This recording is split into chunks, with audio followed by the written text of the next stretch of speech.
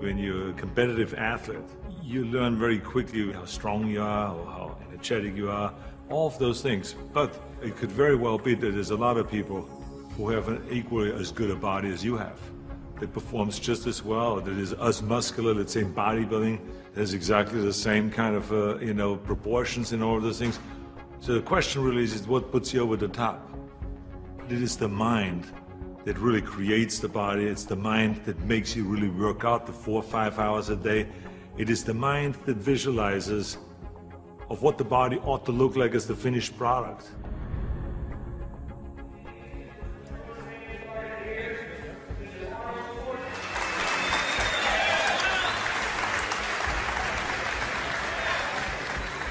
Hello everybody. For the last 2 years, I've been doing exhibitions like this all over California in various institutions and prisons and hospitals and so on. And I've been having a great time, and it's a very satisfying thing for me to do, to spend 1 day every month to come to one of those places and to help the guys with their training and so on. When I used to do seminars on how to become a champion, I would always ask people, why do you want to be a champion? Or what do you want to accomplish? Why are you training? And they will, if a guy will get up and he will say, well, I want to train because I think that if I get muscular and I feel like I'm getting the kind of definition, then I maybe can enter a bodybuilding competition. I said, sit down. I said, if you think this way, you're going to be a loser. You're never going to make it because there's no maybe. You got to get up and say, I want to be a champion. And I do whatever it takes. The amount of hours it takes, the posing, the this, the that, the visualization, looking at training footage, looking at motivational books, reading this, reading, whatever it takes, I would do. That's the answer I want to hear from you. You can detect right away those that are going to be shaky and that will fall behind and they will not go all the way, and those that are very hungry. And that hunger you have to develop because you have to create a goal for yourself, whatever that may be, a short-term goal and a long-term goal, and you got to go after that. And if you do not see it, and if you do not believe it, who else will? The body is very important, but the mind is more important than the body. You have to visualize what that body ought to look like in order to make it win, because that's what creates then the will that you need to go to the gym every day. The will that makes you go into the 4 reps, the will that makes you go beyond when you do your 500-pound reps in the squats and you can't do another rep and your body is shaking. It's the will that makes you go one more time down and struggle up one more time. And so it's all of this, so the mental aspect that motivates you and that makes the difference between you being in the gym full of joy and looking forward to doing that extra rep and looking forward to doing those extra 100 reps in the sit-ups and working past the pain barriers. That all is the mind. That's not the body. So this is why I think the body is very important, but the mind is more important than the body. So you got to go to the gym and feel like every rep that you do is getting you one step closer to that goal, to make that vision that you have turn into reality. And that's why when you look at pumping iron, for instance, you can see that we always had great joy in a gymnasium. And people always were saying, why would you laugh and have a good time? You're working at 5 hours. Well, we did because I knew that every workout, every 5 hours, would get me closer to becoming the Mr. Olympia or the Mr. Universe or the Mr. World and all those things.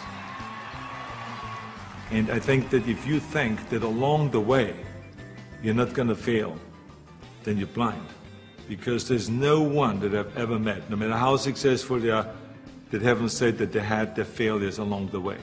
You have to. I mean, the only way that you really know that you can lift 500 pounds is if you're willing to fail. So if you're afraid of failure, then you will never grow. The people that grow the furthest are the people that really don't care. They fail or they make it, they're going to take that risk because that's what you have to do. I think what we learn in sports is very helpful to anything and everything else that you do in life. So now you apply that principle to acting.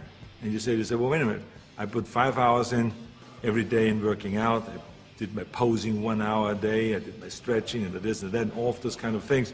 So now, let me apply the same thing to my acting career.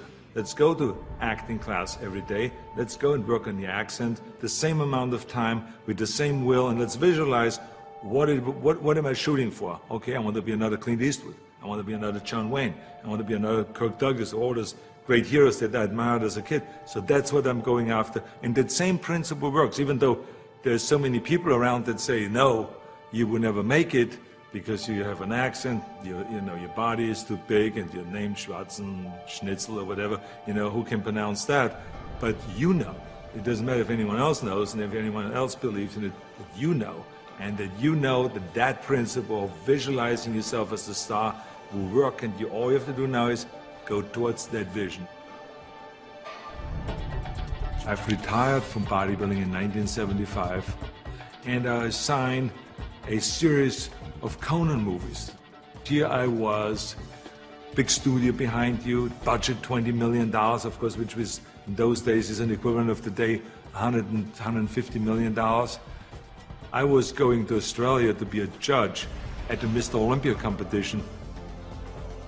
But then all of a sudden, I thought, I should compete.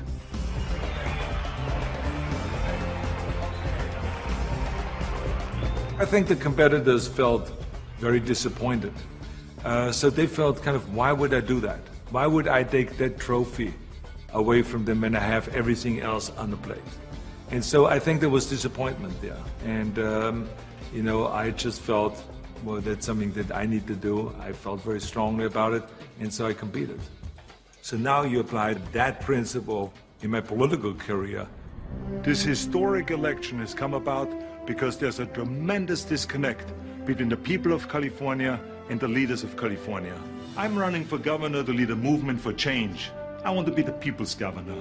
I will work honestly, without fear or favor, to do what is right for all Californians. Join Arnold and let's bring California back. People see me as a big action hero on the screen, and they expect the same kind of bigger-than-life action in reality. That's why in my political career, people always say to me, well, but this is politically risky to go and start, for instance, talking about prison reform. People don't want to go and even talk about that. So I say, well, maybe it's politically risky, but in the meantime, we have 172,000 prisoners in facilities that are built for 100,000, and something is going to break, and something is going to happen. I want to fix it. I feel very strong that I can bring people together. I feel very strong that I could unite Democrats and Republicans, all of those things. And I knew exactly what needed to be done to turn the economy around, to bring jobs back, to bring businesses back, to reform, workers' compensation, and to do all of those things. I knew there's certain things that we have to do to turn the economy around and to make people in California feel like that this is, in fact, a golden state. And true enough, after I have announced, and after I ran, and after I won, all of the things that I've planned became a reality. I always use bodybuilding as an example for a lot of things that I do. If it is talking about the budget, if it's talking about the environment, if it's talking about prison reform, somehow I always get in my experience of what I've learned in bodybuilding and then somehow tie it in of what I'm doing today. I have learned a tremendous amount, and every day still is a learning experience.